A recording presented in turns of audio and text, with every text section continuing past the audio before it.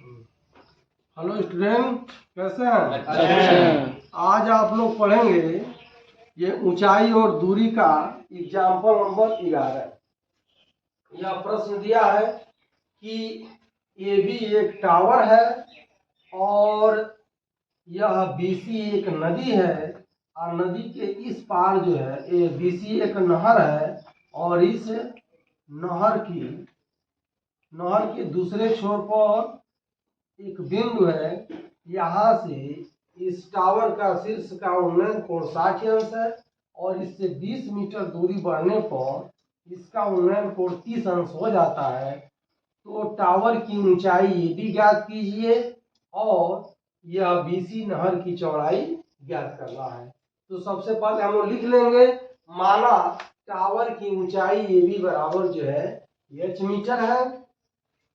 माना नहर की चौड़ाई BC बराबर x मीटर है और यहाँ पर DC 20 मीटर प्रश्न में दिया हुआ है।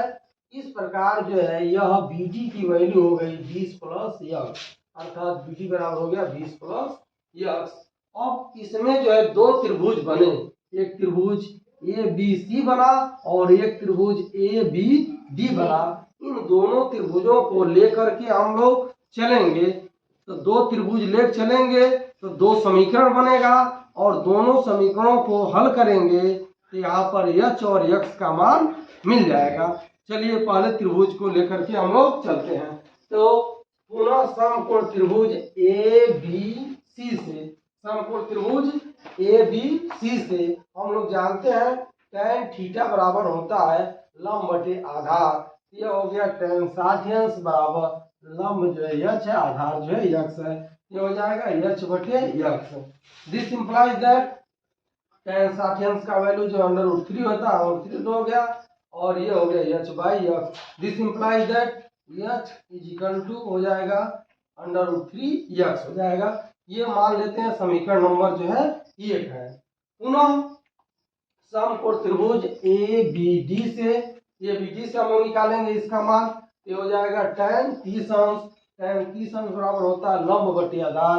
लंब जो है h है, आधार जो है 20 प्लस x है। ये हो गया tan 30 अंश का वैल्यू होता है 1/√3 और यह हो गया h अपॉन 20 प्लस x। इसका गुणा इसमें हो जाएगा और इसका गुणा इसमें, फिर ये गुणा कर देते हैं। इसका गुणा एक में होगा तो ये हो जाएगा और इसका गुणा इसमें होगा तो करनी में 3h हो जाएगा। यहाँ से हम लोग h का मान निकालेंगे, ये करनी से यहाँ भाग हो जाएगा, हो जाएगा 20 धन x बटे करनी में 3। ये h का मान निकल गया, इसको मानते हैं समीकरण नंबर 2। अब हम लोग क्या करेंगे, समीकरण 1 में h का मान इतना है, समीकरण 2 में h का मान इतना है, इसलिए समीकरण 1 और 2 से ये दोनों मान क्या हो जाएंगे, बराबर हो जाएंगे, इक्वल हो जाएंगे। तो ये लिखा गया समीकरण 1 और 2 से दोनों मान बराबर हो जाएंगे। यह h का मान यह भी है और h का मान यह भी है। अब क्या करेंगे, इसका गुणा इसमें कर देंगे, तो करनी में 3 और करनी में 3 का गुणा होगा, ये हो जाएगा 3x और ये हो गया 20 धन x और 20x को इधर ले आएंगे तो यह हो जाएगा 3x और ऋण जो है x हो जाएगा। 3 में से 1 निकल गया, 2 हो गया 2x बराबर 20, तो x का वैल्यू जो है 10 हो जाएगा। 20 का आधा हो जाएगा 10 यानी x बराबर 10। इस प्रकार जो है नहर की चौड़ाई जो है कितनी मीटर हो गई, 20 मीटर हो गई।